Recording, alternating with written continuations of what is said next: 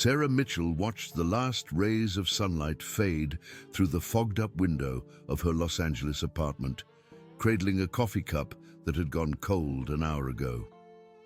At 32, she carried the weight of a journalistic career that had started promisingly, but had devolved into a string of superficial pieces on celebrities and empty scandals.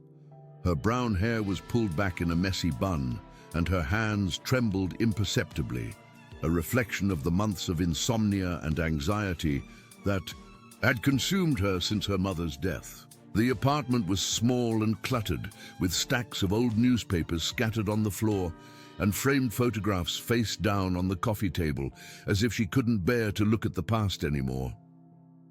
The phone rang, slicing through the thick silence like a knife. Sarah hesitated before answering, recognizing the number as Mark Patterson, her editor at Chronicle magazine. His voice sounded different, charged with an urgency she hadn't heard in years. "Sarah, I need you to come in now. We've got something big, huge." His breath was ragged, as if he'd been running. "Remember the Emily Renard case? The woman who disappeared at Disneyland in 1970? The name hit Sarah like a punch to the gut. Emily Renard. She knew the story, of course. Every journalist worth their salt did. But why was Mark bringing it up now? "Mark, that case is over 50 years old." "What?" "She's turned up, Sarah. Emily Renard has turned up." Silence stretched between them like a chasm. Sarah felt the air leave her lungs, and the cup slipped from her hands, shattering on the hardwood floor with a sound that echoed through the empty apartment. "That's impossible. She'd be in her 80s now." "That's exactly why you need to be here now." An hour later, Sarah was sitting in the Chronicle's conference room, watching Mark pace like a caged animal. On the table, scattered like tarot cards, were photographs that defied logic. A woman of approximately 30, with wavy auburn hair, bright green eyes, wearing a skirt and blouse ensemble that screamed 1970s. She was standing in front of a hospital in Anaheim, smiling at the camera with a strangely serene expression. "These photos were taken yesterday," Mark said, his voice barely a whisper. A freelance photographer was documenting labor protests at the hospital when he saw her.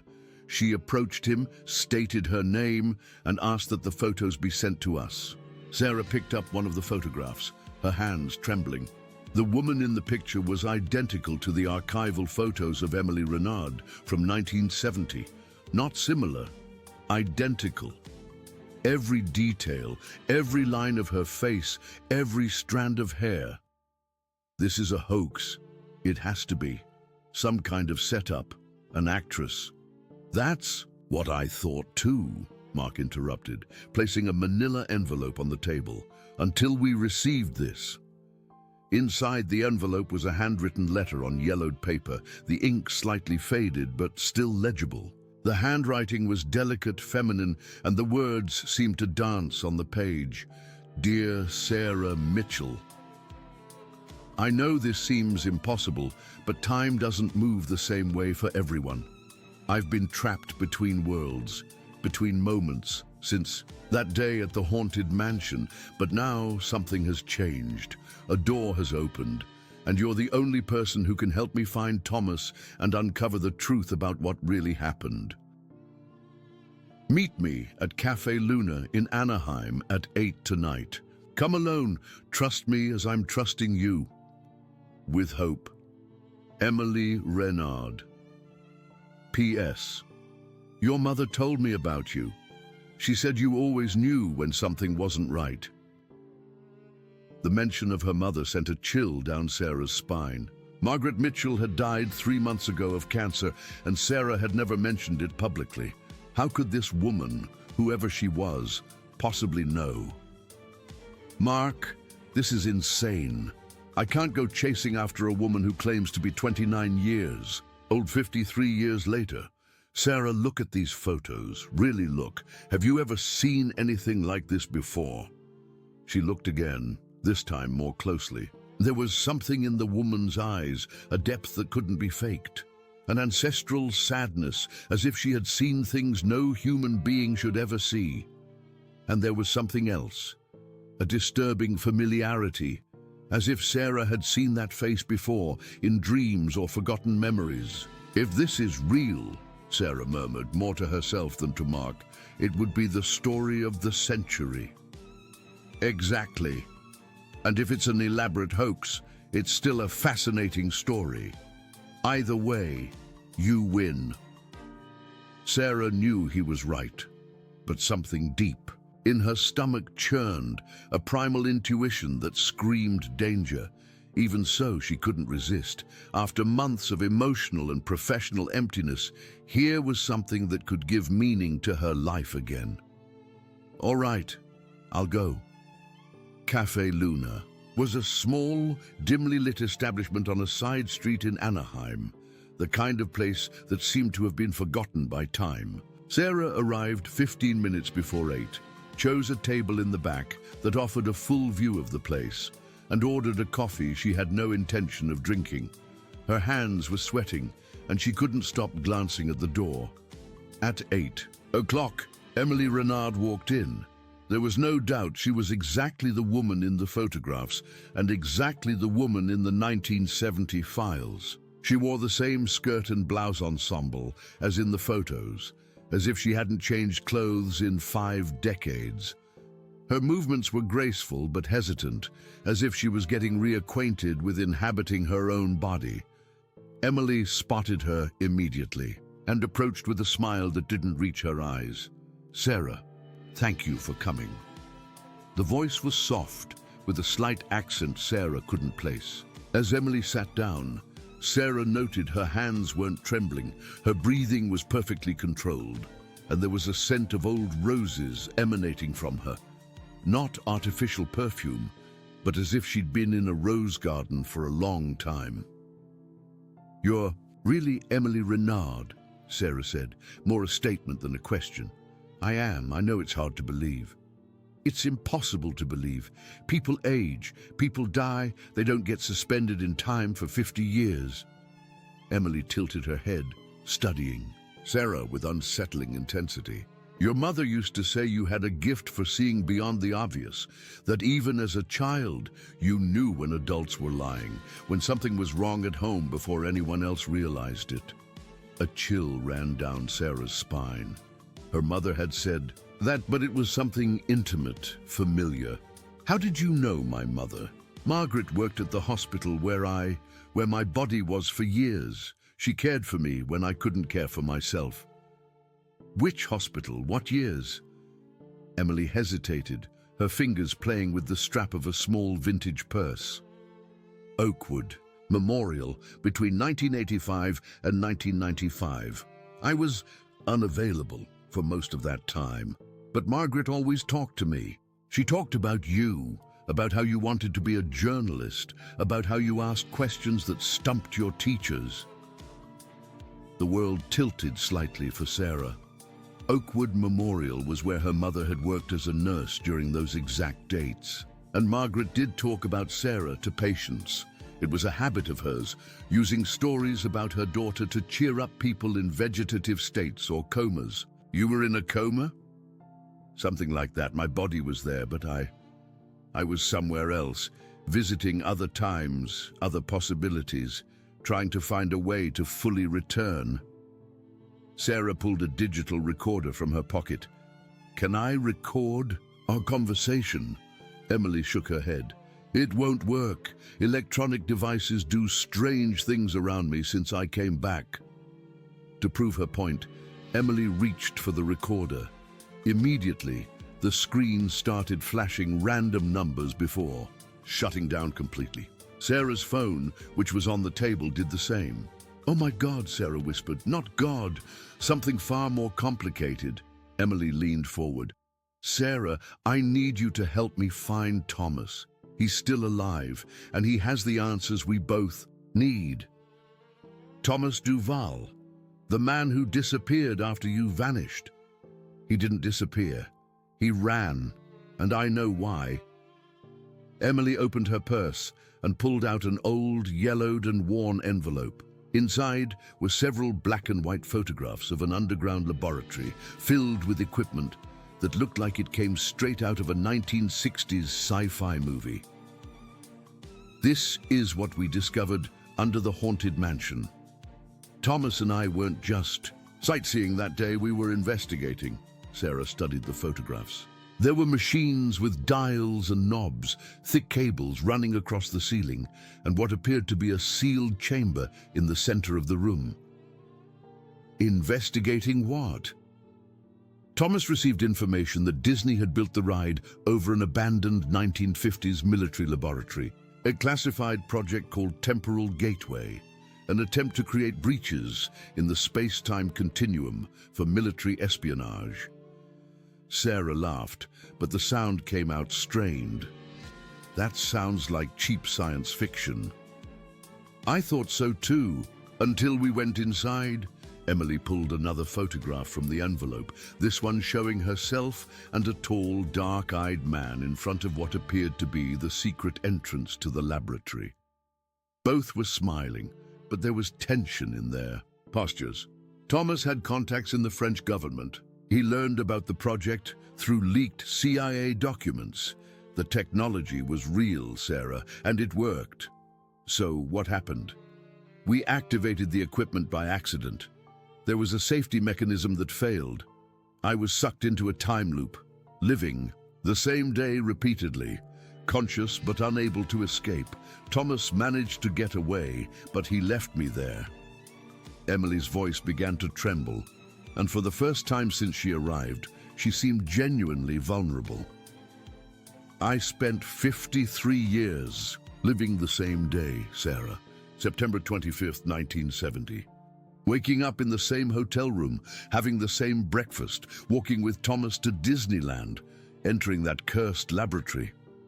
But I was aware of the repetition. I knew it was a loop, and it almost drove me mad. Sarah felt her rationality, battling against the growing certainty that Emily was telling the truth. There was something in the way she spoke, the genuine pain in her voice, that couldn't be faked. How did you get out of the loop? 3 weeks ago, something changed. The equipment must have finally failed, or someone turned it off. Suddenly, I was back in the real world, but still in my 1970 body, as if time hadn't passed for me physically, only mentally. Emily stood up abruptly, as if she'd heard something Sarah hadn't noticed. We have to go. Now. What? Why? They know I'm back, and they don't want me to find Thomas. Before Sarah could ask who they were, the cafe lights began to flicker violently. The other patrons looked around in confusion, but Emily grabbed Sarah's arm with surprising strength. Come on, through the back exit. Sarah let herself be dragged through the cafe, her journalistic instincts screaming that she was in the story of her life. They exited through a door leading to a dark alley behind the establishment where Emily had parked a vintage car, a red 1969 Mustang that looked brand new. Get in the car. Emily, I can't just... Sarah, look behind you.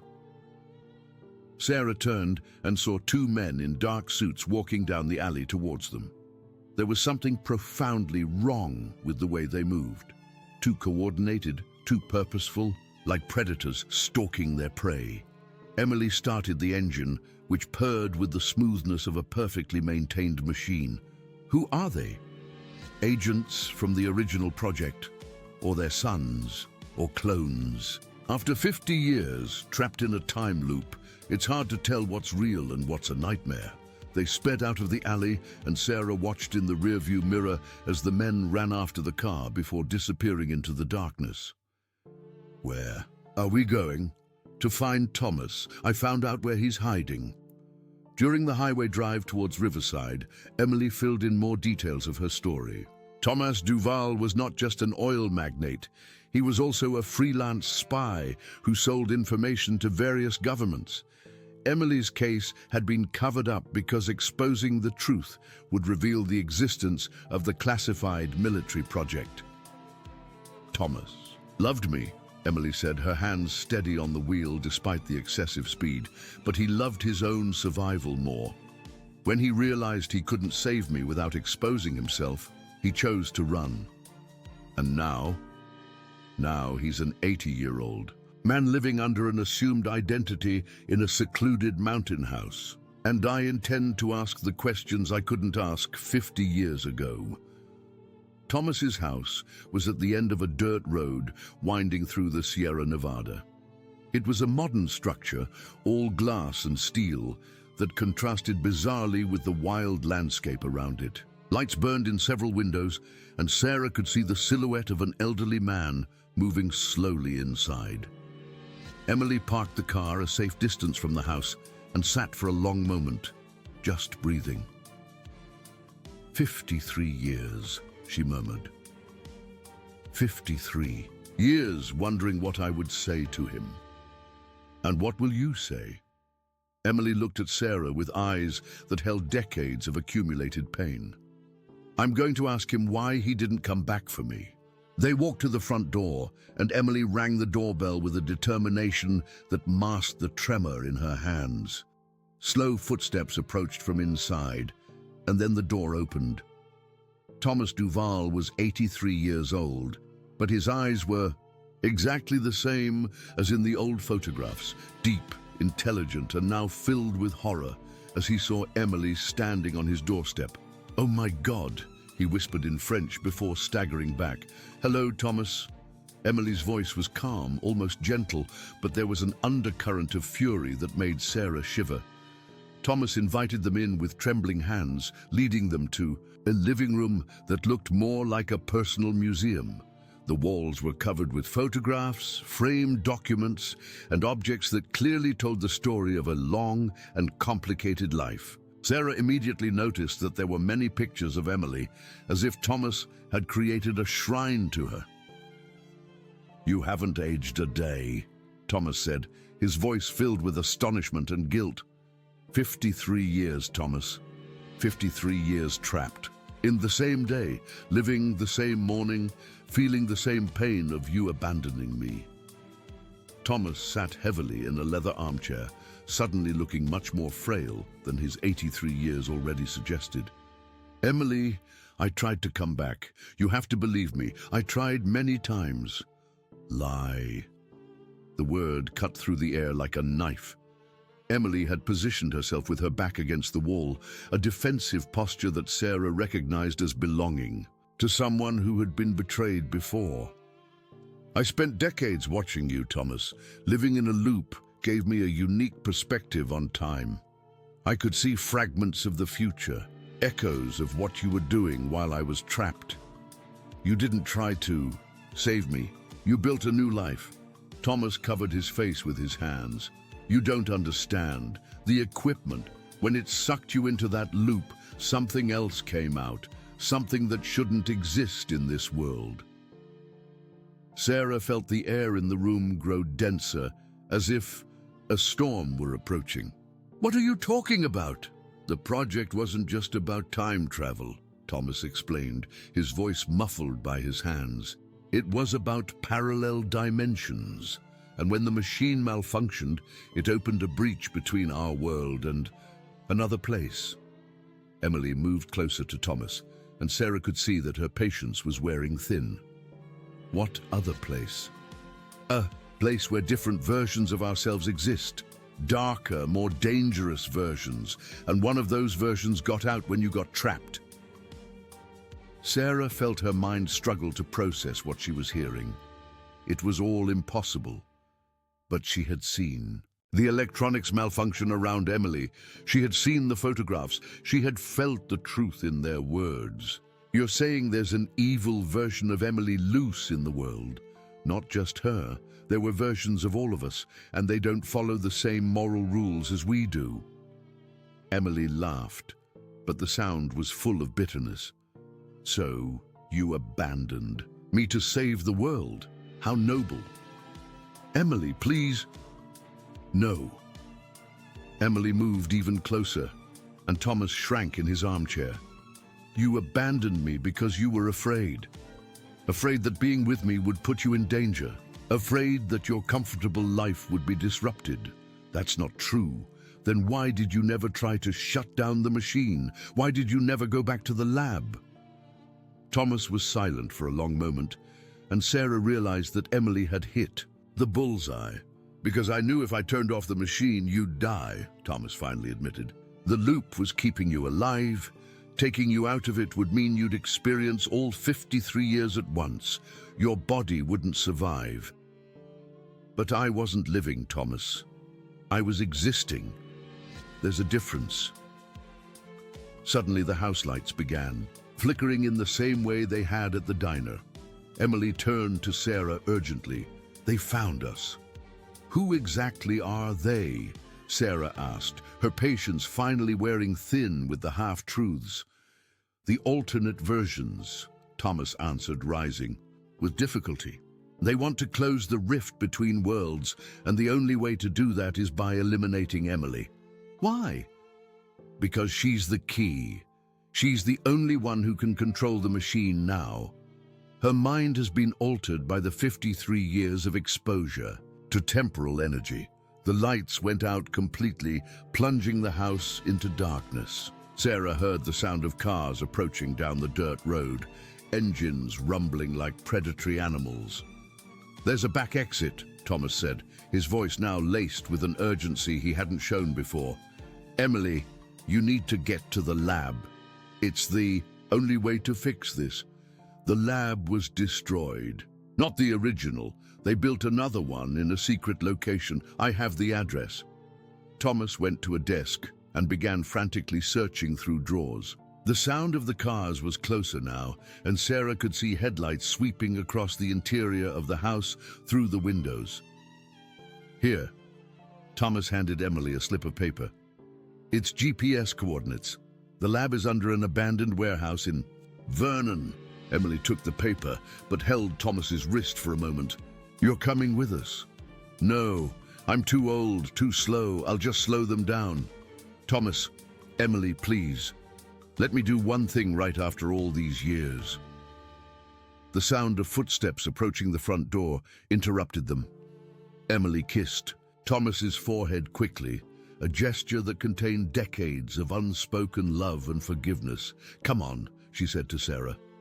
They slipped out the back door and ran towards the Mustang, which was parked among the trees. Behind them, Sarah heard the front door being forced open and shouting in a language she didn't recognize.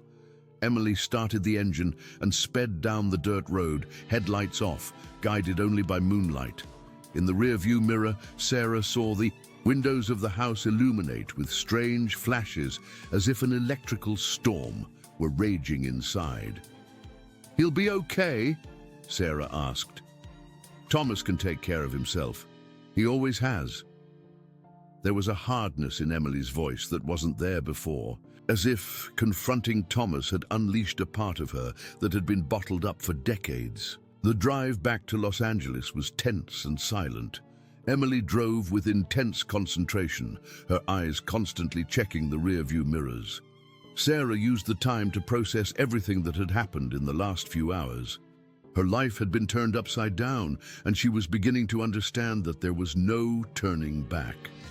Emily, what really happens if you get to the lab? I can close the rift between worlds, but it means I'll probably die. Sarah felt a chill in her stomach. How? To close the rift, someone needs to be on the other side when it shuts. Forever. You can't do that. You just got your life back. Emily looked at Sarah with a sad smile. Sarah, I never really lived. Even before the loop, I was just existing. Following Thomas, doing what he wanted, being who he needed me to be. Maybe it's time to make a choice that's truly mine. They reached Vernon as the sun was rising. The warehouse Thomas had indicated was a massive corrugated metal structure, surrounded by a tall chain-link fence. It looked abandoned for decades, with broken windows and walls covered in graffiti. Emily parked the car in a vacant lot across the street and studied the building. For a long moment, "You don't have to come with me," she said to Sarah. "This isn't your story. Are you kidding? This is a lifetime story. I'm not missing this. Emily smiled, and this time the smile reached her eyes. Your mother was right about you. You really don't give up on things. They found a gap in the fence and approached the warehouse cautiously. The main entrance was chained shut, but Emily seemed to know exactly where to look. She led Sarah to the side of the building, where there was a metal door painted to look like the wall. How did you know this was here? During the loop, I sometimes dreamed of other places. I think my mind was exploring connections my body couldn't. Emily opened the door with a key she'd pulled from her purse, another item she shouldn't have had, but did. Beyond the door was a staircase descending into darkness. The air rising up was cold and carried a metallic scent that made Sarah think of blood and old machinery. Last chance to back out, Emily said. Let's go down. The underground lab was 3 times larger than the photographs had suggested. Huge machines occupied the space like strange monoliths, connected by thick cables that ran across the ceiling and walls. In the center of the room was a glass chamber surrounded by control panels that blinked with colored lights. Oh my God, Sarah whispered. Emily approached the controls with a familiarity that suggested she'd been there before, at least in dreams or visions. The equipment is still functional. They never completely shut it down. Sarah noticed that there were security cameras on the walls, all pointed at the central chamber. Emily, I think we're being watched. I know. They wanted us to come here. What? Why? Emily turned to Sarah, and there was a steely determination in her eyes that wasn't there before. Because this is the only way to fix everything. They know I'll make the right choice. Before Sarah could ask what that meant, the lab doors burst open and 3 figures entered.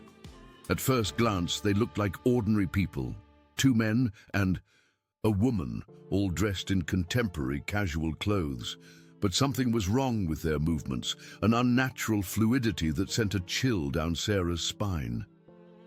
Emily Reed, the woman said, her voice carrying an accent Sarah couldn't place. You've finally come home. Who are you? We are you, dear. Versions of you from a dimension where you made different choices. Sarah looked between Emily and the woman, trying to see similarities. They had the same bone structure, the same in hair color, but there was something fundamentally different about the other Emily, a coldness in her eyes that the real Emily didn't possess. You're the alternate versions Thomas talked about. Thomas is a coward and a liar, one of the men said, who Sarah now realized was a darker, harder version of Thomas Reed. He never told you the real truth. What truth?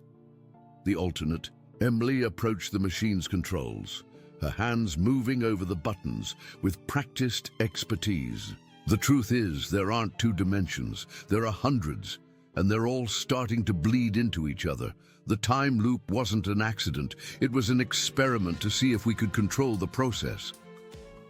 Sarah felt the floor give way beneath her feet. You did this intentionally. We did it out of necessity, the alternate Thomas said. Our dimensions were dying. Pollution, war, climate collapse. We needed to find habitable alternatives. And you decided to invade ours. We decided to merge with yours, share resources, share lives. Emily, the real Emily, had remained silent throughout the conversation, but now she stepped toward the central chamber. And I'm the key to this process. You're the bridge, the alternate Emily confirmed. 50 years of exposure to temporal energy altered your molecular structure. You can exist in multiple dimensions simultaneously. And if I don't want to do this, then all dimensions collapse. Billions of people die, including your journalist and friend there. Fear clawed at Sarah's throat. Emily, don't listen to them. There has to be another way. There is, Emily said, her voice suddenly calm. But you won't like it. Emily moved swiftly to the machine's controls, her hands dancing. over buttons and dials with a precision that could only come from decades of forced familiarity. The lab lights began to flicker violently, and a low, pulsing hum emanated from the machinery.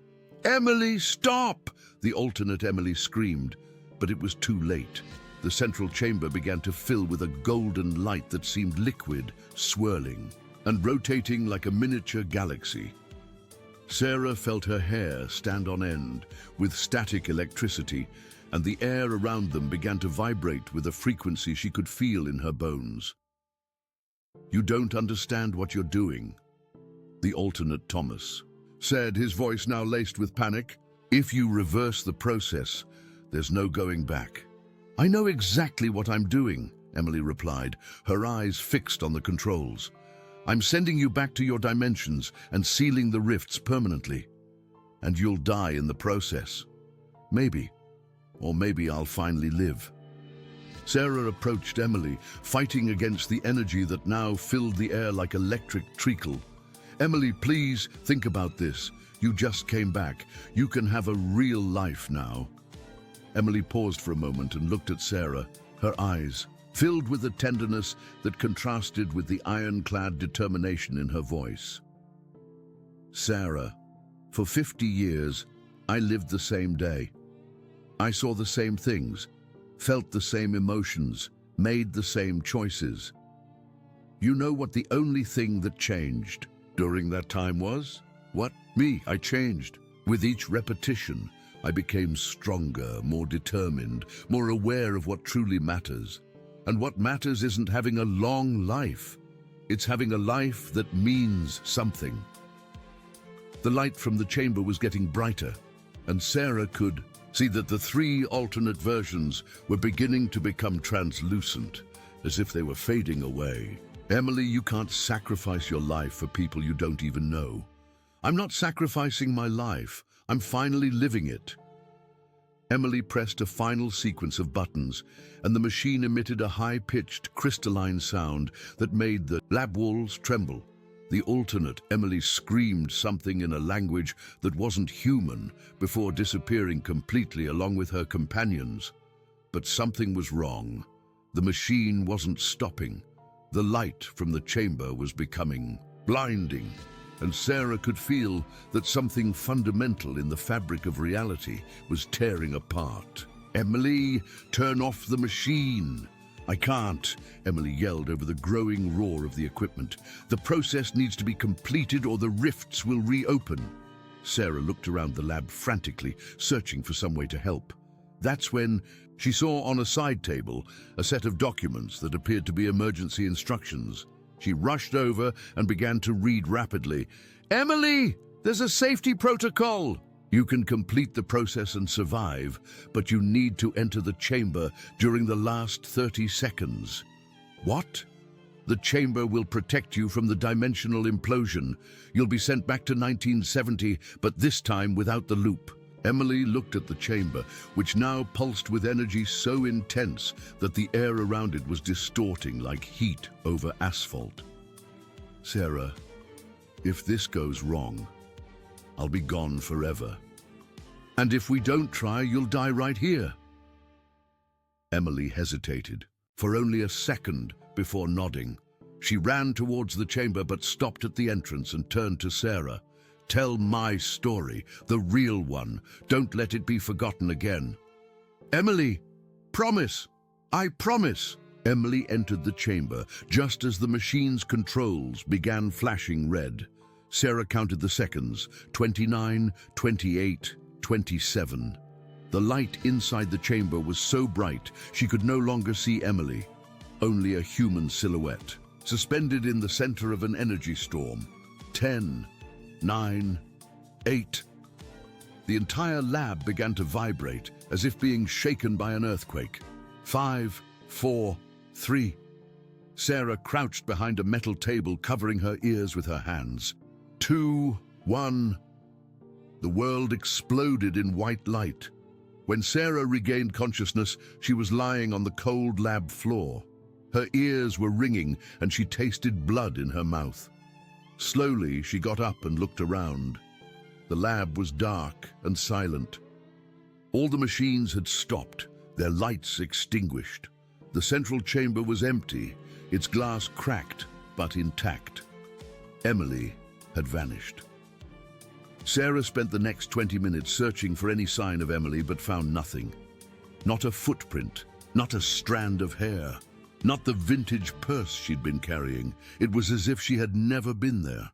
Finally, Sarah headed for the exit, her legs shaky and her mind struggling to process everything that had happened. She reached street level as the sun was high in the sky, and the normal life of the city seemed absurdly mundane after the previous night's experiences. She drove back to her apartment in a daze, unable to believe that the world continued functioning normally while she had just witnessed events that defied all human understanding of reality. At home, Sarah sat down at her computer and began to write. She wrote about Emily Reed, about time loops, about alternate dimensions and heroic sacrifices.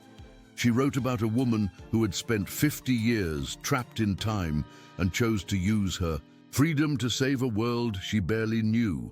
But when she finished, she looked at the screen and realized she had a problem. No one would believe the story.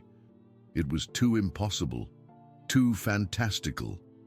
Without physical evidence, it would be dismissed as fiction. Sarah was contemplating this dilemma when her phone rang. It was Mark.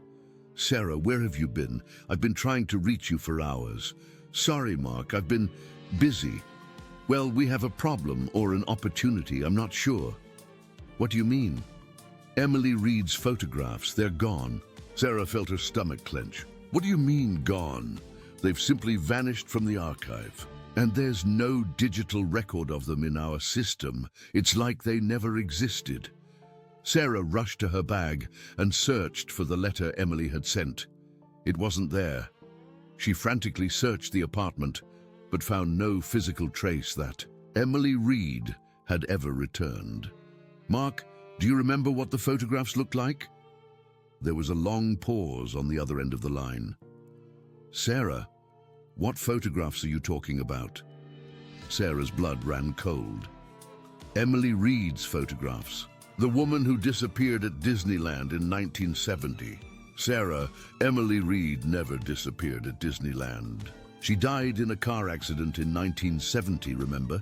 It was a sad story, but not a mystery." Sarah hung up the phone with trembling hands and rushed to her computer. She searched Emily Reed 1970 and found only a brief obituary notice about a young art teacher who had died in a car accident in Los Angeles. There was no mention of Thomas Reed, Disneyland, or mysterious disappearances. Emily had succeeded. She had altered the timeline. But in doing so, she had erased not only the mystery of her disappearance, but any evidence that the events of the last 48 hours had ever happened. Sarah was completely alone with a story no one would believe, about events that officially never occurred. She spent the next few days in a state of confusion and despair. She had lost the story of her life, but more than that, she had lost a friend she'd only just begun to know. Emily Reed had sacrificed herself to save the world, and no one would ever know. A week later, Sarah was aimlessly walking the streets of Los Angeles when she passed a small art gallery. Something in the window caught her eye, and she stopped to look. It was a painting of a redhead looking out a window at an amusement park. The style was distinctly 1970s, and there was an ethereal quality to the image that made Sarah's heart quicken. Sarah entered the gallery and approached the painting. A small plaque beside it read, "Self-Portrait with Unrealized Dreams, Emily Reed, 1970, on loan from a private collection." "Beautiful piece, isn't it?" said a voice behind Sarah. She turned and saw an elderly man with kind eyes and a familiar smile. "Excuse me, are you Thomas Reed?" He extended his hand, and Sarah shook it in shock. "I own the painting. Emily made it a few days before she died." Sarah studied Thomas's face carefully. He looked genuinely elderly, without the more tension and fear she had seen in the mountain house. "You knew her well." "We were close, very close. Her death was devastating to me. Thomas looked at the painting with eyes that shimmered with unshed tears. But in recent years, I've been having the strangest dreams about her. Dreams where she was alive, where we went on adventures together, where she made courageous choices that changed the world. Sarah felt her heart pound. What kind of choices? Nonsense, really.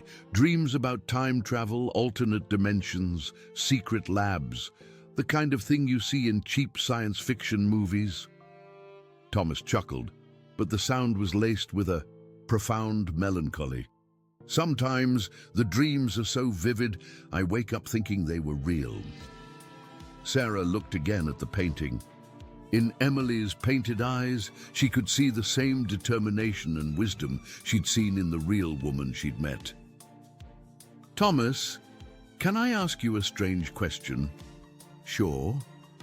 In your dreams, does Emily ever mention a journalist named Sarah? Thomas looked at her with genuine surprise.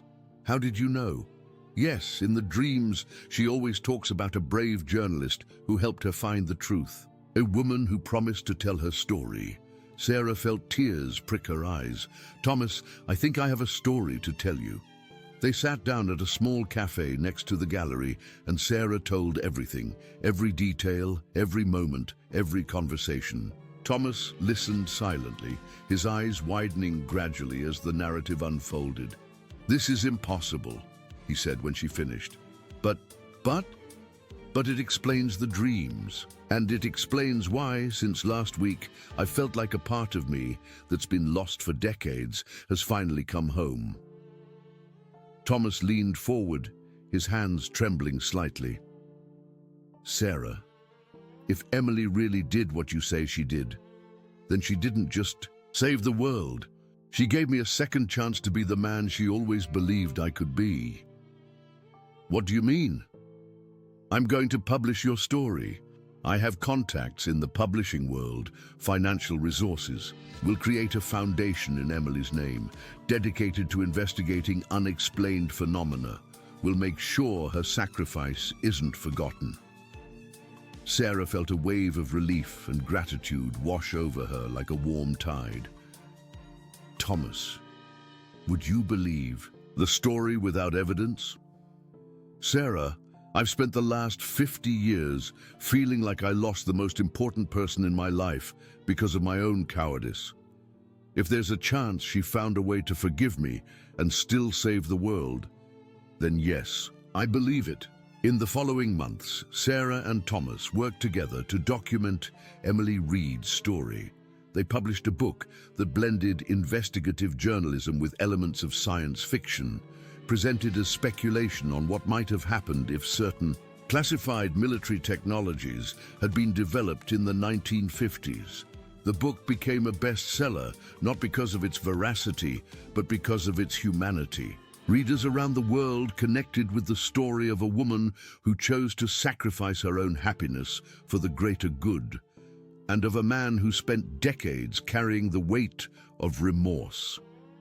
Sarah was never sure if other similar events were happening around the world, if there were other people dealing with the consequences of altered realities. But she knew her life had been fundamentally changed by meeting Emily Reed.